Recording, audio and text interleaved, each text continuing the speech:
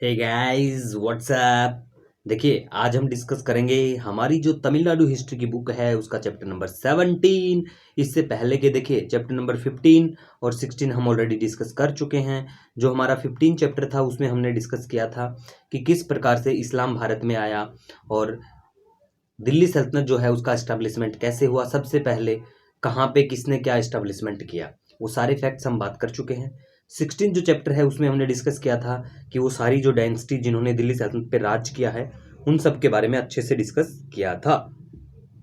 अब ये जो हमारा 17 चैप्टर है इसमें हम डिस्कस करेंगे कि दिल्ली सल्तनत जो है उसके टाइम पे एडमिनिस्ट्रेशन कैसा था, वहाँ पे गवर्नमेंट कैसी थी, लोकल एडमिनिस्ट्रेशन कैसे था, इकोनॉमी कैसी थी वहाँ पे, और सोशल लाइफ लोगों की कैसी थी। उसके अलावा जैसे वहाँ पे म्यूजिक, लिटरेचर, वो सारे फैक्टर्स जो आपके प्रीलिम्स में इनसे रिलेटेड हैं, कुछ भी आपका बिल्कुल नहीं छूटेगा। बेफिक्र होके आप वीडियो को एंजॉय कीजिए। देखिए दिल्ली सल्तनत की बात करें तो दिल्ली सल्तनत जो इस्लामिक स्टेट बाय रिलीजन अगर हम बात करें आप सभी को पता है। और देखिए दिल्ली सल्तनत के टाइम पे जो एडमिनिस्ट्रेटिव सिस्टम था इनका, वो इतना पावरफुल इम्पैक्ट पड़ा उस सिस्टम का जो हमारे देश में मुगल सिस्टम उनके बाद में आया था उसके ऊपर। ठीक है गाइस। तो देखिए फिर हम बात करें बलबन के बारे में। देखिए बलबन जो हैं वो अपने आप को बताते थे कि मैं शैडो ऑफ गॉड हूँ, भगवान की परछाई हूँ। और देखिए इल्तुतमिश मोहम्मद बिन तुगलक हैं, फिरोज तुगलक हैं, इनको मंसूर ऑब्टेन हुआ। मंसूर का मतलब होता है letter of permission from the खलीफा, फ्रॉम द गॉड, कि भगवान इनको मंजूरी मिल गई है इनके भगवान से कि अब वो राज कर सकते हैं। ठीक है, तो मंसूर यही होता है, letter of permission from God, आप नोट कर सकते हैं, फ्रॉम खलीफा। ओके। और जो देखिए उस टाइम पे जो ऑफिस हुआ करता था सुल्तान का, वो बहुत पावरफुल ऑफिस होता था। और ऐसा कुछ क्लियर कानून नहीं था उस टाइम पे कि कौन सक्सेस होगा, मतलब सक्सेशन एज ए बात करें कि हमारी गद्दी पे अब कौन बैठेगा। सभी जो बेटे होते थे उनको इक्वल राइट, इक्वल क्लेम दिए जाते थे कि आप बैठ सकते हैं। इल्तुतमिश ने तो अपनी बेटी को ही नॉमिनेट किया था गद्दी पे बैठने के लिए। और देखिए वैसे तो हम बात करें तो मिलिट्री का हमेशा से ही सुपीरियरिटी इस्लाम में हम देखते हैं, जैसे कि पड़ोसी मुल्क पाकिस्तान जो है वहाँ पे आपको देखने को मिलेगा कि मिलिट्री है वो एज ए सुपीरियर पावर है वहाँ पे। तो ऐसे ही जो उस टाइम पे भी ऐसा होता था कि मिलिट्री सुपीरियर होती थी। ठीक है, मैटर ऑफ सक्सेशन की अगर हम बात करें कि गद्दी पे कौन बैठेगा, अगर कोई राजा उस चीज़ को सोल्व नहीं कर पाता है, कोई किंग कोई सुल्तान, तो उसके मिलिट्री ऐसे अफेयर्स को फिर देखेगी। ठीक है। नेक्स्ट हम बात करते हैं सेंट्रल गवर्नमेंट और लोकल एडमिनिस्ट्रेशन के बारे में। देखिए सुल्तान जो था वो बहुत सारे जो डिपार्टमेंट होते थे उसको हैंडल करता था। ठीक है, लेकिन एक पोस्ट थी जिसको नायब कहा गया, वो सारे जो डिपार्टमेंट होते थे उसका कंट्रोल इनके पास होता था। नायब जो पोस्ट है, मतलब प्रैक्टिकली ये जो सॉरी गाइस, ये जो पोस्ट है प्रैक्टिकली ये इंजॉय करते थे वो सारी पावर सुल्तान की जो होती थी। ठीक है। उसके बाद में अगर बात करें तो वजीर आते हैं। वजीर जो हेड करते थे फाइनेंस जो डिपार्टमेंट है जिसको कहा जाता है दीवाने विजारत, नोट कर लीजिए आप। मिलिट्री डिपार्टमेंट उस टाइम पे जो था दीवाने अरीज। और देखिए जो हेड करता था दीवाने अरीज को उसको अरीज ए मुमालिक कहा जाता था, आप नोट कर सकते हैं ऐसे पॉइंट। और मिलिट्री डिपार्टमेंट को पहली बार सेटअप किया था बलबन के द्वारा। और अलाउद्दीन खिलजी के टाइम पे तो आपको बहुत सारे रिफॉर्म्स देखने को मिलेंगे, हमने ऑलरेडी डिस्कस किया है लास्ट लेक्चर में। दीवाने रिसालत, देखिए दीवाने रिसालत जो डिपार्टमेंट है वो रिलीजियस अफेयर से रिलेटेड डिपार्टमेंट है और इसको हेड करते थे चीफ सदर जो है वो हेड करते थे इसको। तो आप याद रखिए कि दीवाने रिसालत कौन सा डिपार्टमेंट है, रिलीजियस डिपार्टमेंट है। और देखिए उसके बाद में अगर जुडिशियल जो डिपार्टमेंट है उसके जो चीफ मतलब head of the judicial department की बात करें चीफ काजी होते थे। और देखिए उसके बाद में अगर हम बात करें मुस्लिम पर्सनल लॉ और सरिया की, तो वो भी सिविल मैटर में उस टाइम पे चलता था। हिंदू जो हैं वो भी अपने जो पर्सनल उनके कानून होते थे उस टाइम पे तो वो चलते थे। जैसे विलेज पंचायत थी बहुत, वो हैंडल करती थी उनके जो मैटर हैं। ठीक है। और जो अगर कोई क्रिमिनल मैटर उस टाइम पे ऐसा होता था तो उसको फिर सुल्तान हैंडल करते थे। एक डिपार्टमेंट ऑफ कॉरेस्पॉन्डेंस भी हुआ करता था, दीवानी इंशा कहा गया है उसको, इतना इम्पोर्टेंट नहीं है वो। ठीक है।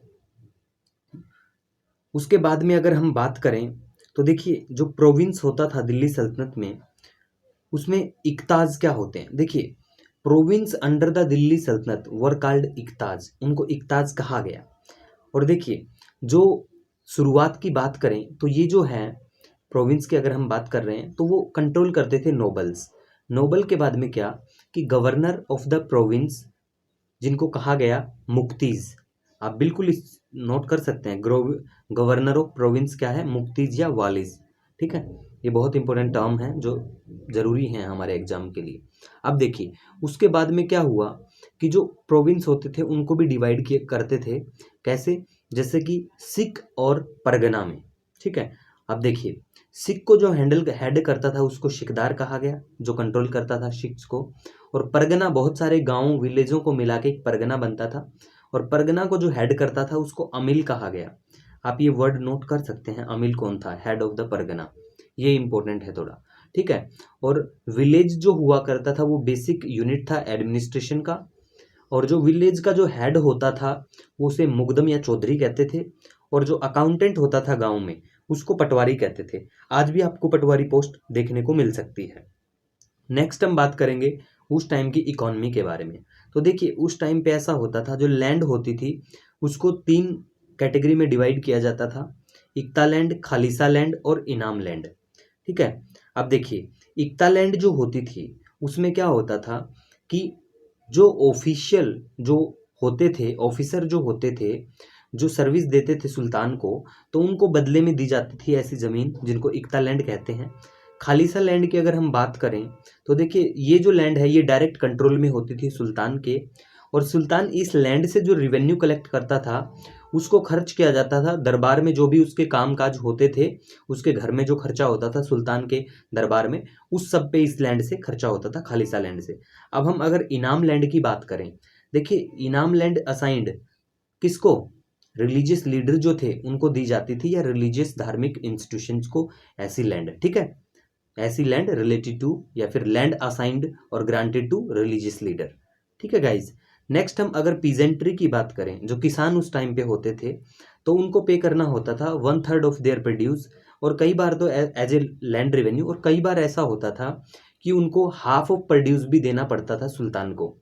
ठीक है, उसके बाद में देखिए टक्कावी लोन्स आते हैं, हम लास्ट लेक्चर में भी डिस्कस किया था, यहाँ भी थोड़ी बात करते हैं। देखिए टक्कावी लोन एक तरह की लोन फैसिलिटी होती थी जो कि एग्रीकल्चर को बढ़ावा देने के लिए ये लोन दिए जाते थे।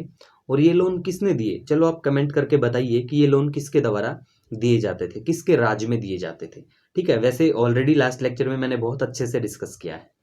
अब देखिए फिरोज तुगलक जो है उन्होंने हॉर्टिकल्चर को, उसकी जो ग्रोथ है उसको इंक्रीज, मतलब हॉर्टिकल्चर देखिए क्या होता है, हॉर्टिकल्चर जो होता है उसमें फलों की, फूलों की और सब्जियों की खेती की जाती है, मतलब फ्लावर्स फ्रूट्स वेजिटेबल्स की खेती जो करते हैं उसे हॉर्टिकल्चर कहते हैं। ठीक है गाइज, अब देखिए उस टाइम पे जो एग्रीकल्चर डिपार्टमेंट था उसको दीवाने को ही कहा जाता था। आप बिल्कुल ऐसे पॉइंट्स नोट कर सकते हैं। अब देखिए उस टाइम पे उनका ट्रेड कहाँ से किससे होता था, जैसे Persian Gulf, West Asia, South East Asian country, Multan, Afghan Muslims, Afghan या गुजरात मारवाड़ी मर्चेंट जो होते थे, मुस्लिम बोरा, वो सब मतलब करते थे उस टाइम पे, इनलैंड ट्रेड करते थे ये सब। तो उसके बारे में इतना नहीं करेंगे, हम जो मेन इंपॉर्टेंट बातें हैं उनके ऊपर डिस्कस करेंगे। अब देखिए कॉटन और सिल्क जो इंडस्ट्री है इस पीरियड में, दिल्ली सल्तनत का जो टाइम पीरियड है इसमें बहुत फली फूली, मतलब बहुत ज़्यादा इसमें डेवलपमेंट आपको देखने को मिलेगा। ठीक है गाइज, और देखिए इसके अलावा अगर इकोनॉमी की हम बात करें तो देखिए इल्तुतमिश ने इशू किए थे बहुत से टाइप के सिल्वर टका।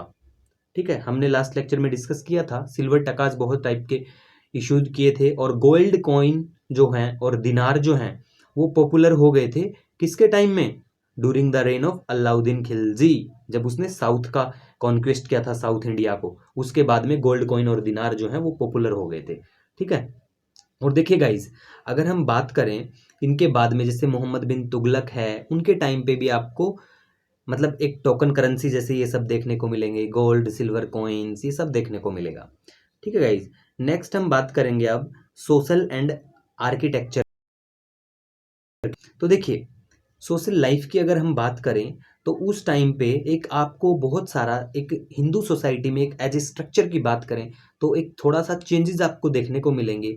ट्रेडिशनल जो कास्ट सिस्टम है, जैसे ब्राह्मण्स अपर कास्ट माना जाता कि ब्राह्मण वो हैं सबसे ऊपर है, तो वो तो सब चला था, उस टाइम पे भी ऐसा होता था। लेकिन प्रैक्टिस ऑफ सती जो है, प्रैक्टिस ऑफ सती वो वाइडली प्रेवेलेंट थी, मतलब होता था उस टाइम पे, सती प्रथा चलती थी उस टाइम पे। और जो वुमेन्स का जैसे पर्दा सिस्टम जो होता था वो कॉमन हो गया था, अपर क्लास जो वुमेन है उनके ऊपर भी, ठीक है। और अरब जो हैं, अरब और तुर्किश जो आए थे वो ये पर्दा सिस्टम भारत में लेके आए थे। और उसके बाद में ये जो पर्दा सिस्टम है ये इस्लाम में ही नहीं रहा, उसके बाद में हिंदू वुमेन भी इस चीज़ को, नॉर्थ इंडिया की बात करें तो इसको फॉलो करने लगी थी, ठीक है गाइज। अब हम हिंदू की बात करें तो देखिए उस टाइम पे मुस्लिम नोबल जो थे, अगर हायर जो पोस्ट होती थी उस पे मुस्लिम नोबल ही होते थे। और हिंदू जो हैं, हिंदू नोबल जो हैं उनको बहुत कम ऐसा होता था कि हाई पोजीशन सरकार में उनको दी जाए। और हिंदू को एज ए जिम्मी भी कहते थे उस टाइम पे, कंसीडर करते थे जिम्मीज। जिम्मी का मतलब होता है प्रोटेक्टेड पीपल, ठीक है, जिसके लिए उनको मतलब फोर्स किया जाता था कि एज ए टैक्स के रूप में आपको जिजिया कर जो है वो देना पड़ेगा। और देखिए जिजिया की बात करें तो जिजिया जो है शुरुआत में एज ए लैंड टैक्स के रूप में कलेक्ट किया जाता था, लेकिन फिरोज शाह तुगलक जो है उसने इसको लैंड रिवेन्यू एंड कलेक्टेड जिजिया, मतलब एक सेपरेट किया था, इसको लैंड रिवेन्यू से एक सेपरेट टैक्स बनाया था। और कई बार ऐसा होता था कि ब्राह्मण्स जो हैं उनसे नहीं लिया जाता था ये जो टैक्स है, ठीक है। अब हम आर्ट एंड आर्किटेक्चर की अगर बात करें तो देखिए कुतुब मीनार की बात करते हैं। कुतुब मीनार एक बहुत फाइनेस्ट एग्जाम्पल है। आप चलो कमेंट करके बताइए कुतुब मीनार का कार्य पूरा किसने करवाया था। ये बेसिक है, एग्जाम में सिविल सर्विस में तो रेयर चांस होता है मैच ऑफ द फॉलोइंग्स में पूछ लें, लेकिन आप कोई दूसरा एग्जाम देते हैं तो ये बेसिक चीज़ें हैं, ये पता होनी चाहिए। देखिए कुतुब मीनार जो है उसके पास में एक मॉस्क है, फेमस बताते हैं उसको, कुवातुल इस्लाम मॉस्क है, कुतुब मीनार के पास में है, जो कि उस मटेरियल से बनाई जाती, जैसे हिंदू और जैन टेम्पल जो तोड़े गए थे उसका जो मटेरियल था उससे ये मॉस्क बनाई गई ऐसा बताया जाता है, ठीक है। और कुतुब मीनार है वो 13th सेंचुरी का एक बहुत अच्छा मोस्ट मैग्निफिसेंट, अगर बात करें बिल्डिंग की तो बहुत अच्छा एग्जाम्पल है। ये किसके द्वारा किया गया था कुतुब मीनार को, देखिए ऐबक के द्वारा कंस्ट्रक्ट स्टार्ट किया गया था, लेकिन उनकी डेथ हो गई थी। पोलो चोगान जो इसको बोलते हैं, घोड़े से गिर के उनकी डेथ हो गई थी। उसके बाद में इल्तुतमिश ने इसको कुतुब मीनार का निर्माण जो है वो फाइनली पूरा करवाया था। और ये क्यों बनवाई थी, एक सूफी संत हैं जिसका नाम है कुतुबुद्दीन बख्तियार काकी, तो ये उनको डेडिकेटेड थी कुतुब मीनार, ठीक है। और कुतुब मीनार में देखिए अलाउद्दीन खिलजी ने एक एंट्रेंस, ठीक है, घुसने का अंदर जाने का रास्ता बनाया जिसको क्या कहा गया, अलाई दरवाजा। अलाई दरवाजा जो है वो कब फॉर्म किया गया आपको पता होना चाहिए, आई थिंक 1311, आप चेक कर लीजिए 1311 में जो ये अलाई दरवाजा है इसको ऐड किया गया था कुतुब मीनार में। और एक बहुत इंपॉर्टेंट ये है कि देखिए इनका जो टाइम पीरियड है ना, सीक्वेंस में क्रोनोलॉजिकल ऑर्डर में आजकल बहुत पूछे जाने लग गए ऐसे क्वेश्चन, इसीलिए आपको थोड़ा थोड़ा जो इंपॉर्टेंट है उनका बारे में पता होना चाहिए, ठीक है गाइज। अब हम अगर बात करें देखिए मोहम्मद बिन तुगलक के बारे में, तो देखिए उन्होंने एक टॉम्ब है गयासुद्दीन तुगलक उनका बनवाया था। और देखिए कोटला जो फोर्ट है दिल्ली में वो किसने बनवाया था, फिरोज तुगलक ने बनवाया था। लोधी गार्डन है दिल्ली में, वो एक बहुत अच्छा एग्जाम्पल है लोधीज के जो आर्किटेक्चर था उसके बारे में। अब हम गाइस बात करेंगे जो म्यूजिक था उस टाइम पे, म्यूजिक और लिटरेचर इसमें दोनों शामिल हैं, ठीक है, म्यूजिक और लिटरेचर। अब देखिए हम बात करते हैं कि न्यू म्यूजिकल इंस्ट्रूमेंट है जैसे सारंगी और रबाब, इनका इंट्रोडक्शन हुआ इस दिल्ली सल्तनत पीरियड में। अमीर खुसरो जो हैं उन्होंने इंट्रोड्यूस किए घोड़ा और सनम। देखिए घोड़ा और सनम जो है ये राग हैं, नोट कर लीजिए, जो राग होते ना वो हैं ये घोड़ा और सनम, बिल्कुल आप नोट कर लीजिए। उसके बाद में अगर हम इंडियन क्लासिकल वर्क की बात करें जिसको राग दर्पण कहा गया, उसको ट्रांसलेट किया पर्शियन भाषा में किसके टाइम पे, फिरोज तुगलक के टाइम पे। अब देखिए आप राग दर्पण मेरे को ये लिख के बताइए आपकी कमेंट करके कि राग दर्पण जो है वो किसने लिखा था। इसको ट्रांसलेट किया पर्शियन भाषा में किसके टाइम पे, फिरोज तुगलक के टाइम पे। और देखिए उसके बाद में अगर हम बात करें तो जैसे पीर बोदान है, एक सूफी संत थे, वो भी एक ग्रेट म्यूजिशियन रहे हैं इसी टाइम में, पीर बोदान आप नाम लिख सकते हैं, पीर भोदान। ठीक है, अब बात करेंगे हम राजा मानसिंह के बारे में। देखिए, राजा मानसिंह जो ग्वालियर के राजा थे, उन्होंने मान कोतूहाल लिखा। मान कोतूहाल जो ये उनका वर्क है, ये बताता है कि वो बहुत बड़े म्यूजिक के शौकीन थे। नेक्स्ट हम बात करेंगे अब लिटरेचर के बारे में। देखिए, लिटरेचर की अगर हम बात करें तो दिल्ली सल्तनत है, उसमें बहुत सारे लिटरेचर आपको देखने को मिलेंगे उस टाइम पे। जैसे बहुत सारी लैंग्वेज में, जैसे कि अरेबिक, पर्शियन, इन सब में आपको देखने को मिलेगा। लेकिन इस टाइम पे जो फेमस है, हम उन्हीं के बारे में अच्छे से बात करेंगे। बरहानी तारीख, ये जो है बरहानी तारीख ए फिरोज शाही, ये हिस्ट्री बताता है तुगलक डायनेस्टी की हिस्ट्री के बारे में। ठीक है, बरहानी ने लिखा था। बरहानी उस टाइम पे बहुत अच्छे एक पोइट रहे हैं। तारीख ए फिरोज शाही जो है ये लिखा था, ये तुगलक डायनेस्टी की हिस्ट्री के बारे में। और तुगलक जो है, देखिए दिल्ली सल्तनत में सबसे ज़्यादा टाइम पीरियड पे किसी ने राज किया है तो वो तुगलक हैं। उसके बाद में देखिए मिनहाज सिराज जो हैं, इन्होंने लिखा तबाकत ए नसारी।